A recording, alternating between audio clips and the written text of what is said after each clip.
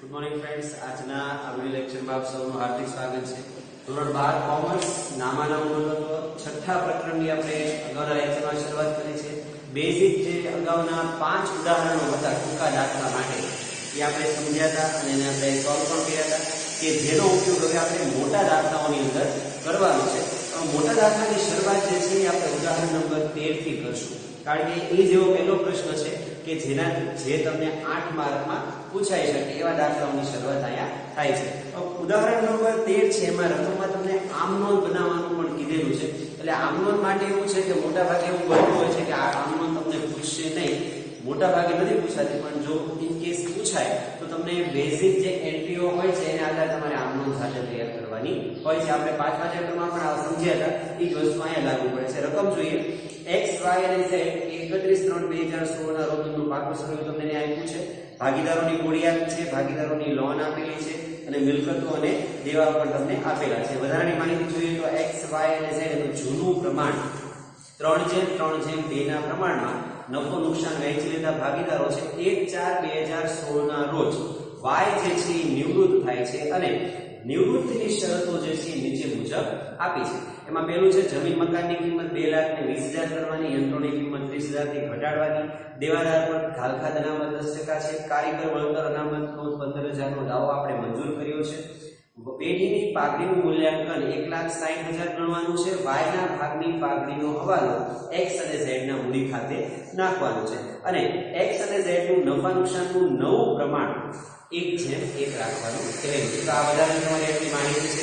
તો આપણે પ્રવેશની અંદર જેમ કરતા હતા એ જ વસ્તુ છે કે જેમાં તમારે બેઝિક એન્ટ્રીની શરૂઆત કઈ રીતે કરવાની છે, આપણે બાકીઓથી લખવાની શરૂઆત કરતા હોય છે એ જ રીતે કરવાનું છે। સૌપ્રથમ આપણે મૂડી જોઈએ ત્રણેય ભાગીદારોની 2 લાખ, 1,20,000 અને 1 લાખ કરી પેલા લખશું, બાકી આગળ લાવ્યા ત્રણેય ભાગીદારોના મૂડી ખાતામાં, બાકી આગળ લાવ્યા 2 લાખ, 1,20,000, 2 લાખ, 1,20,000 અને 1 લાખ। રોકડ ખાતું આપણે બનાવવાનું નથી, કારણ કે તમને રોકડ ખાતાને લગતી એટલી માહિતી કે વધારે આપી નથી કે ભાઈ ભાગીદાર જે છે એની જે પતાવટની જે છેલ્લી રકમ આવતી હોય રોકડમાં લઈ જશે કે એવી કઈ સ્પષ્ટતા નથી કે રોકડ ખાતું આપણે અહીં બનાવવાનું નથી। જનરલી આપણે બનાવવાનું જ રહેશે, પણ આ દાખલા પૂરતું આપણે બનાવતા નથી। ત્યારબાદ આપણે જોઈએ અનામત અને વધારો કે જે આપણે વહેંચવાના હોય છે। તો પહેલું જે સામાન્ય અનામત છે 40,000 રૂપિયાનું સામાન્ય અનામત છે। ભાગીદારોનું જૂનું પ્રમાણ છે 3:3:2 ના પ્રમાણમાં વહેંચવાનું, 15,000, 15,000 અને 10,000। તો ભાગીદારોના મૂડી ખાતામાં જમા સાઈડ લખાશે સામાન્ય અનામત ખાતે 15,000, 15,000 અને 10,000। તો આપણે સામાન્ય અનામતની વહેંચણી પૂરી કરી। હવે મિલકત લેણા સાઈડ તમે જોશો તો તમને અહીંયા અવાસ્તવિક મિલકત અને નફા નુકસાન ખાતાની ઉધાર બાકી બે વસ્તુ આપી છે। એક છે જાહેરાત ઝુંબેશ ખર્ચ આપ્યો છે અને બીજું શું આપ્યું છે નફા નુકસાન ખાતાની બાકી, એ આપણા માટે ઉધાર બાકી થશે। બંને જે છે આપણી એક અવાસ્તવિક મિલકત ગણાશે અને એક જે છે આપણું નાનું ખાતાની ઉધાર બાકી છે। તો એની પણ વહેંચણી ક્યાં કરવાની, ભાગીદારોના મૂડી ખાતામાં કઈ સાઈડ આવશે, ઉધાર સાઈડ જૂના પ્રમાણમાં। આ પણ આપણે અગાઉ 5મા ચેપ્ટરમાં જોયું એની જેમ જ છે। જાહેરાત ઝુંબેશ જે છે તમને કેટલો આપેલો છે જાહેરાત ઝુંબેશ ખર્ચ, તો કે 16,000 છે। કયા પ્રમાણમાં વહેંચવાના, 3:3:2 ના પ્રમાણમાં, 6,000, 6,000 અને 4,000। તો ઉધાર સાઈડ એન્ટ્રી કરશું જાહેરાત ઝુંબેશ ખર્ચ ખાતે, જાહેરાત ઝુંબેશ ખર્ચ ખાતે 6,000, 6,000 અને 4,000। 16,000 આપ્યા છે, 6,000, 6,000 અને 4,000। એ જ રીતે નફા નુકસાન ખાતાની ત્યાં તમને બાકી આપી છે, તો નફા ખાતાની જે ઉધાર બાકી છે એ તમને આપેલી છે કેટલી, તો કે એ આપી છે 20,000। એને 3:3:2 ના પ્રમાણમાં વહેંચો, 7,500, 7,500 અને 5,000। ઉધાર સાઈડ પર લખવાનું છે 7,500, 7,500 અને 5,000। ત્યારબાદ આપણે જોઈએ તો પાઘડી જે છે તમને જૂની પાઘડી આપી છે। જૂની પાઘડી પણ આપણે શું કરવાની હોય, ભાગીદારોના મૂડી ખાતામાં માંડી વળવાની એટલે કે વેચી દેવાની હોય। તો જૂની પાઘડી તમે જોશો તો ભાગીદારોના પાકા સરવૈયાની અંદર પાઘડી જે છે તમને કેટલી આપેલી છે, તો કે 40,000 છે અને કયા પ્રમાણમાં, 3:3:2 ના પ્રમાણમાં, 15,000, 15,000 અને 10,000। ઉધાર સાઈડ એન્ટ્રી કરવાની છે અને પાઘડી ખાતે જૂની પાઘડી છે એટલે લખવાનું જૂની એટલે આપણે ખ્યાલ રહે 15,000 અને 10,000 આ જે બેઝિક એન્ટ્રીઓ હતી આપણે ખાસ અહીંયા પૂરી કરી। હવે એ સિવાય બીજી બધી એન્ટ્રીઓ જે છે કે જે આપણે બધી વધારાની માહિતી છે એની ઉપરથી જોવાની છે। એક અગત્યની નોંધ અહીંયા તમારે ખાસ યાદ રાખવાની છે, નિવૃત્ત થતા ભાગીદારનું જો કોઈ આપણી ઉપર દેવું હોય, બરોબર, પેઢી ઉપર, આપણી ઉપર એટલે કે પેઢી ઉપર, એટલે કે ભાગીદાર જે નિવૃત્ત થાય છે એની લોન હોય અથવા એના શ્રીમતીની લોન હોય, એવા દાખલાઓ આપણે આગળ કરવાના છે, તો ઈ લોન જે છે એને તમારે પહેલા ચૂકવી આપવી પડે। તો ઈ જે છે એને શું કરવી પડે, આપણે એને દઈ દેવી પડે, એને આપણે બાકી રાખી શકીએ નહીં। જૂની લોનની અહીંયા વાત થાય છે। તો ઈ જે રકમ આવે છે, તમે જોશો મિલકત મૂડી દેવા સાઈડ તમને ત્યાં ભાગીદારોની લોન તરીકે આપી છે। વાય જે છે એની મૂડી કેટલી આપી છે, 20,000 રૂપિયા, અને લોન કેટલી આપી છે, 20,000 રૂપિયા। નિવૃત્ત થતા ભાગીદારની લોન જે છે એ ક્યાં લઈ જવી પડે, પહેલી એન્ટ્રી આપણે ક્યાં લઈ જવી પડે, એટલે તો કે ભાગીદારોના મૂડી ખાતામાં। શું કામ આપણે ત્યાં લઈ જઈએ છીએ, કારણ કે એ ભાગીદાર નિવૃત્ત થાય છે એટલા પૈસા આપણે એને દેવાના થશે।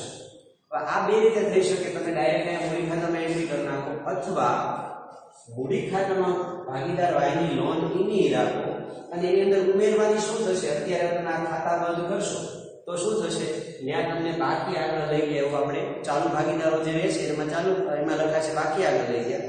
જે નિવૃત્ત થતો ભાગીદાર હશે એને આપણે કાં તો પૈસા દઈ દેવાના હોય રોકડ સ્વરૂપે, અથવા શું કરવા પડે, એને લોન તરીકે રાખવા પડે। બે રીતે થઈ શકે। આમાં તમને કઈ રોકડની સ્પષ્ટતા નથી કરી કે ભાગીદાર જે નિવૃત્ત થાય છે એને તમારે પૈસા દેવાના છે કે નહીં, કાંઈ સ્પષ્ટતા નથી। તો શું કરવાનું, ભાગીદારની જે રકમ અહીંયા આવશે નિવૃત્ત થતા ભાગીદારની, એની ન્યા આપણે લોન સ્વરૂપે એને મૂકવાની। બે રીતે થઈ શકે, આપણે જે જૂની લોન છે એમને રાખવાની, અંદર નવી લોન ઉમેરી દો તો પણ ચાલે। જનરલી અત્યારના નવા ઓલા પ્રમાણે આપણે શું કરીએ છીએ, જૂની લોન હોય એટલે આપણે શું કરી દેવાની, ભાગીદાર નિવૃત્ત થતા ભાગીદારના ખાતામાં જમા કરી દેવાની, જમા સાઈડ, અને પછી જે અહીંયા તફાવત આવશે એ આપણે એની નવી લોન તરીકે અહીંયા દર્શાવવાનું રહેશે। થોડુંક આ વાત યાદ રાખવાની છે, કારણ કે નિવૃત્ત થતા ભાગીદારની રકમ જે છે એ આપણે ક્યાં લઈ જવાની છે, લોન ખાતે લઈ જવાની છે। જો સ્પષ્ટતા કરી હોય તો આપણે ક્યાં લઈ જવાનું હોય, એટલા પૈસા ચૂકવી દેવાના। સિમ્પલ વસ્તુ છે, કોઈ ભાગીદાર છૂટો પડતો હોય તો તમારે એના ભાગની રકમ શું કરવી પડે, એને દઈ દેવી પડે। તમારી પાસે રોકડનો ઓપ્શન નથી તો અમારે શું કરવું પડે, એને લોન તરીકે આપવો હોય, લેણદાર તરીકે રહી જશે।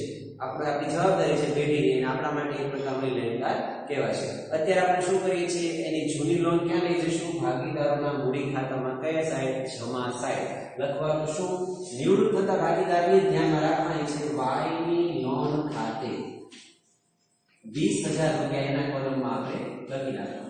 તો આ બધી બેઝિક એન્ટ્રીઓ હતી કે જે આપણે પૂરી કરી। હવે આપણે વધારાની માહિતીઓ જે છે એની અંદર આપણે જોઈએ અને પછી બધી એન્ટ્રીઓ આપણે કરશું। સૌપ્રથમ પહેલું છે જમીન મકાનની કિંમત 2,20,000 ગણવી। તો આપણે પાકા સમયમાં જોશું તો જમીન મકાન આપ્યા છે કેટલા, તો 1,99,000, અત્યારે ગણવાના છે 2,20,000, 21,000 નો વધારો છે પુનઃ મૂલ્યાંકનમાં જમા થાય। પહેલા એટલે અહીંયા કરશું જમીન મકાન જે છે 1,99,000 પ્લસ વધારો 21,000 નો વધારો છે, તો આઉટમાં લખાશે 2,20,000 વધારો છે એટલે જમા સાઈડ લખાશે, જમા સાઈડ જમીન મકાન ખાતે કેટલા રૂપિયા વધે છે, તો કે 21,000।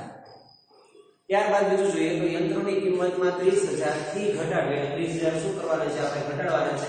યંત્રો તમને બેઝિક તમે જોશો રકમ એની કેટલી આપી છે, તો કે 1,80,000। તો પણ કોલમમાં પેલા લખશું યંત્રો 1,80,000 માઈનસ ઘટાડો 30,000 નો ઘટાડો કરવાનો છે એટલે આઉટમાં આવશે 1,50,000। 1,50,000 ઘટાડો છે પુનઃ મૂલ્યાંકનમાં ઉધાર સાઈડ આવશે, યંત્ર ખાતે 30,000 રૂપિયા। ત્યાર પછીનો હવાલો જોઈએ, દેવાદાર પર ઘાલખાત અનામત 10% રાખવાની છે। તો આપણે પાકા શ્રેણીમાં દેવાદારો જોઈએ તો કેટલા આપ્યા છે, 70,000। હંમેશા ઇનર કોલમના દેવાદારો જ લખવાના હોય, મૂળ દેવાદારો। તો અહીં આપણે એન્ટ્રી કરીશું દેવાદારો ખાતે દિવાદાર કલમમાં કેટલા 70,000 માઈનસ ભાગખાત અનામત 10% રાખવાની છે એટલે કેટલા થશે 7,000 રૂપિયા 70 માંથી 7 કાઢ કરો એટલે 63 આવશે કોલમમાં. હવે અહીંયા તમારે જોવાનું છે જૂની ભાગખાત અનામત કેટલી આપી છે 5,000. અત્યારે નવી ભાગખાત કેટલી આવી તો કે 7,000. તો નવી ભાગખાત 7,000 આવી એનો મતલબ એવો થશે કે ભાગખાત અનામતમાં કેટલો વધારો થાય છે 2,000 રૂપિયાનો વધારો થાય છે. અને ભાગખાત અનામતનો વધારો છે એટલે ક્યાં આવે તો કે આપણા પુનઃ મૂલ્યાંકનમાં ઉધાર સાઈડ લખાશે શું ભાગખાત અનામત ખાતે 2,000 રૂપિયા. ત્યાર પછીનો આગળ જોઈએ વધારાની માહિતીમાં છે કામદાર વળતર પેટે 15,000 નો દાવો મંજૂર રાખ્યો. હવે આમાં ખાસ યાદ રાખજો તમે જે અનામત ને વધારો પાકા સરવૈયામાં આપ્યો છે એમાં તમે જોશો તો 10,000 તો આપણી પાસે અનામત છે. તો આનો મતલબ શું થાય તમારી પાસે 10,000 રૂપિયા પડ્યા છે પણ કે વ્યક્તિએ આપણે દાવો કેટલાનો મંજૂર કર્યો 15,000. એનો મતલબ એવો થશે કે ઓલા 10,000 વેચવાનો અહીંયા ભાગીદારોના ખાતામાં વેચાય તો નહીં જ છે કારણ કે 10,000 આપણે દેવી જાય. બીજા 5,000 તમારે વધારે શું કરવા પડશે અને દેવા પડશે એટલે કે તમારી જોગવાઈ વધારે કરવી પડશે. એટલે કે એક પ્રકારનો આપણે જોગવાઈ વધે છે.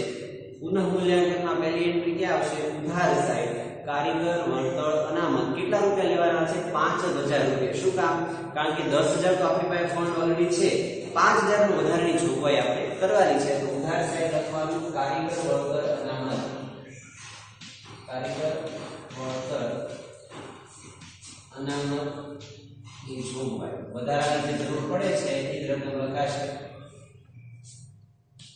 5,000 રૂપિયા.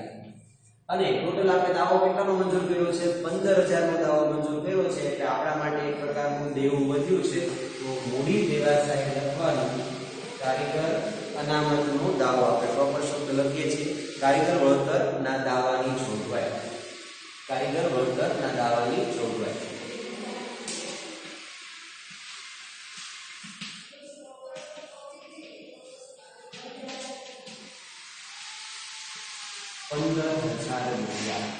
ત્યારબાદ પછીનું જોઈએ વધારાની એન્ટ્રીની અંદર છે પાઘડીનો હવાલો આવે છે.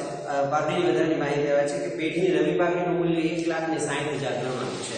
હવે 1,60,000 માં જે રિટાયર્ડ થતો ભાગીદાર છે એનો જૂનો પ્રમાણનો ભાગ જે છે એ ધ્યાનમાં લઈ જે તમારી રકમ આવશે એ આપણે ક્યાં લઈ જવાની આપણા બાકી રહેતા ભાગીદારોના ચાલુ મૂડી ખાતામાં કયા પ્રમાણમાં લાભના પ્રમાણ. તો સૌપ્રથમ આપણે શું કરવું પડશે લાભના પ્રમાણની ગણતરી. તો આ હેડિંગ આપણે આપશું લાભનું પ્રમાણ.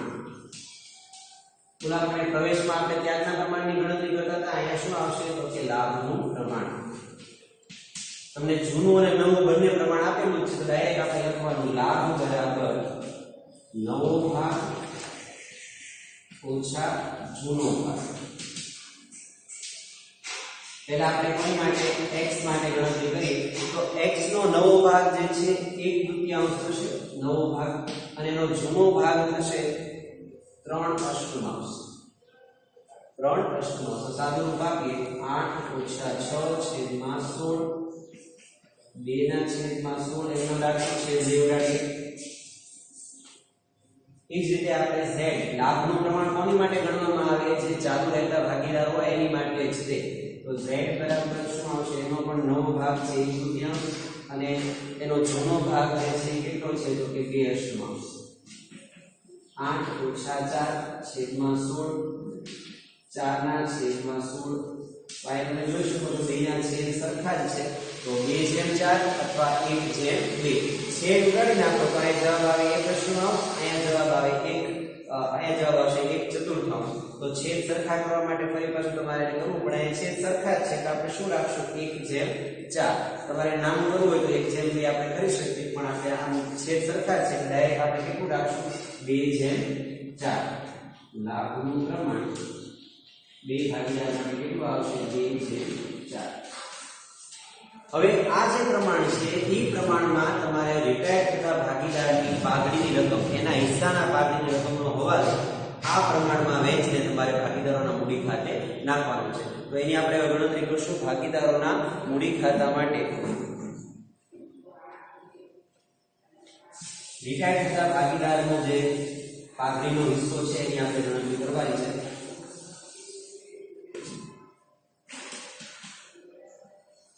y ની પાઘડી તો નવી પાઘડી જે છે કેટલી આવે છે 1,60,000. એની અંદર જે નિવૃત્ત થતો ભાગીદાર જે છે એનો હિસ્સો કેટલો આવશે તો કે 3/8. તો 1,60,000 ને 3/8 પ્રમાણે વહેંચો તો કેટલા આવશે તો કે 60,000 રૂપિયા. અને આ 60,000 નો હવાલો આપણે એન્ટ્રી આપણે ક્યાં કરવાની છે ચાલુ રહેતા ભાગીદારોના મૂડી ખાતે. હવે એનો મતલબ શું થાય આનો મતલબ એવો થશે કે y જે નિવૃત્ત થાય છે એને આ 60,000 રૂપિયા પાઘડી પેટે મળવા જોઈએ. હવે એ આપશે કોણ તો કે આ જૂના ભાગીદારો જે છે એ લાભના પ્રમાણમાં 1/2 કયો અથવા 2/4 બંને પ્રમાણ સરખું જ કહેવાય. તો જૂના ભાગીદારો એટલે કે જે ચાલુ રહેતા ભાગીદારો છે કયા કયા x અને z એ બંને પૈસા 60,000 રૂપિયા કોને આપશે તો કે આ y ને આપશે કયા પ્રમાણમાં લાભના પ્રમાણમાં. તો આ 60,000 જે છે એની અંદર અહીં લખવાનું x ના મૂડી ખાતે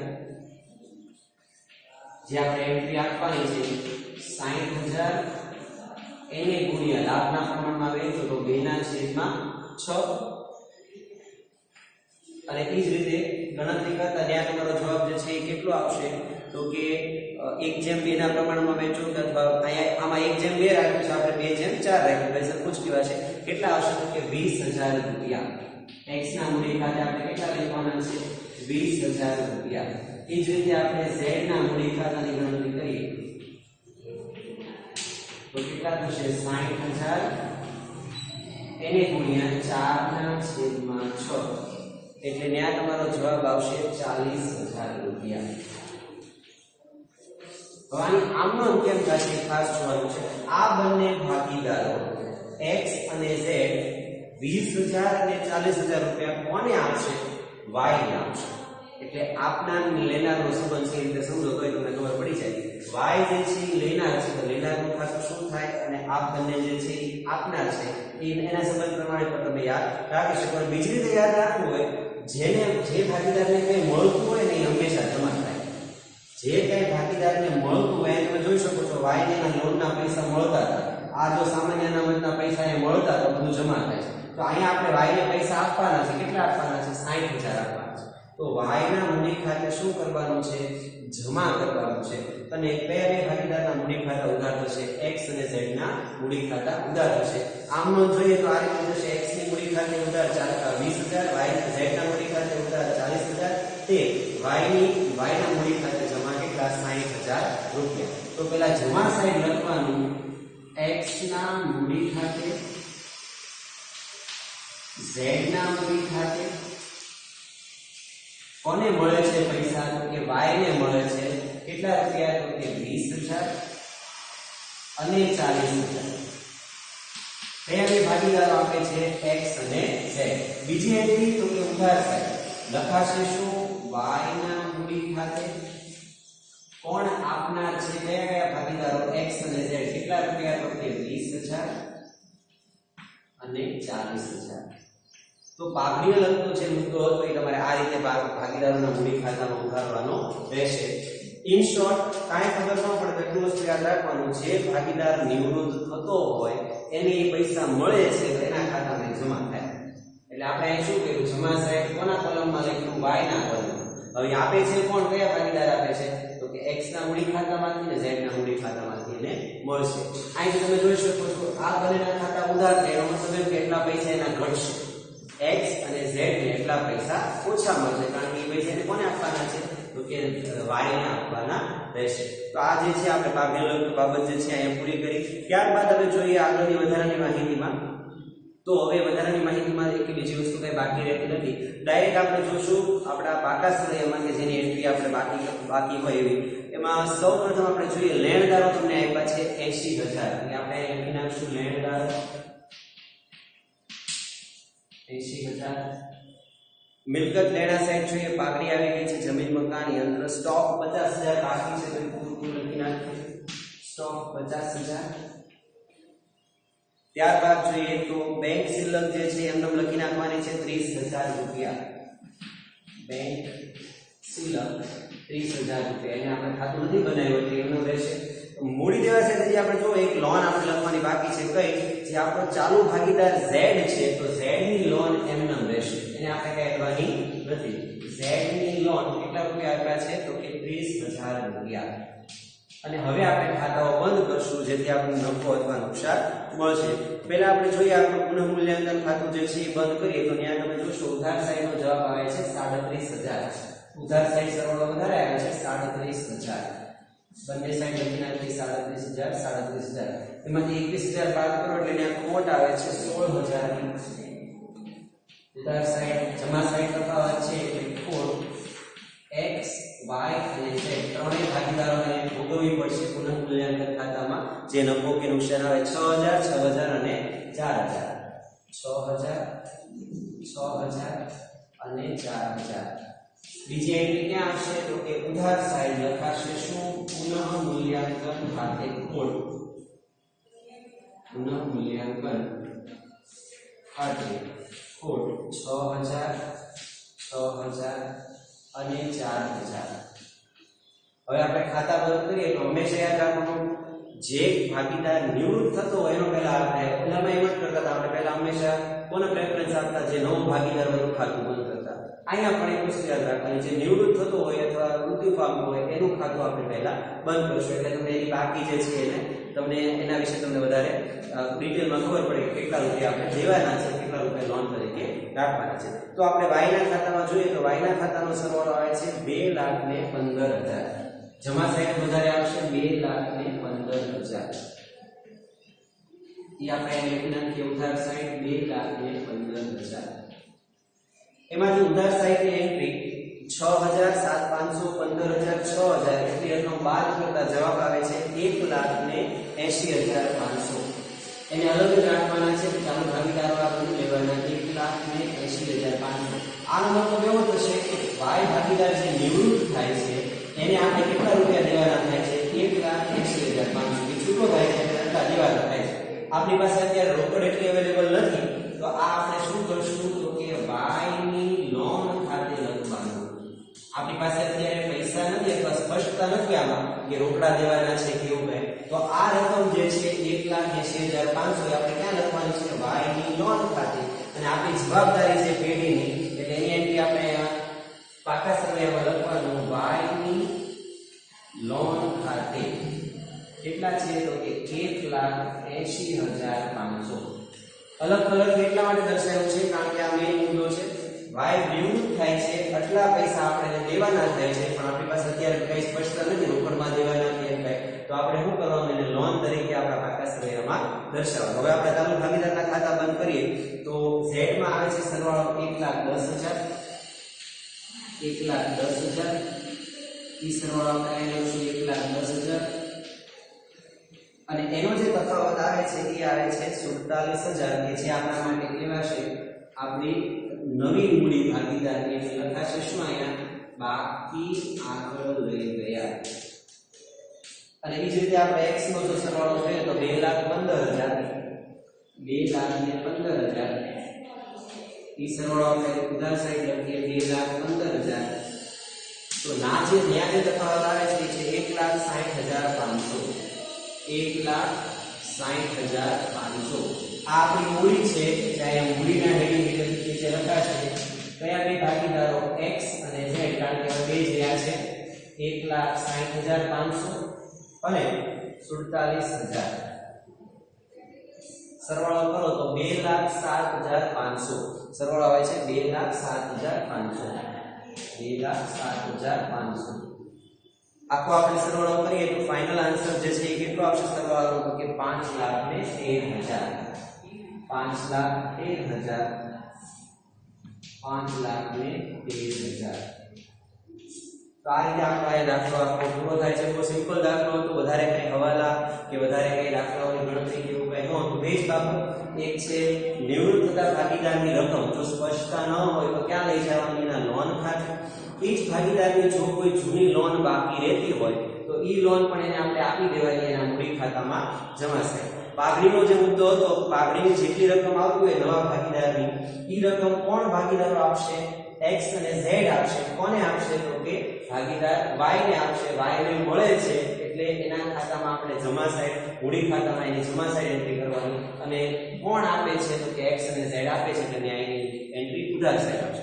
બહુ સિમ્પલ દાખલો હતો. હવે જ્યારે આપણે ભેગા થશું ત્યારે ઉદાહરણ નંબર 14 કે જેની અંદર આ રીતના બીજા દાખલાઓથી આપણે શરૂઆત કરશું. ત્યાં સુધી જય જય.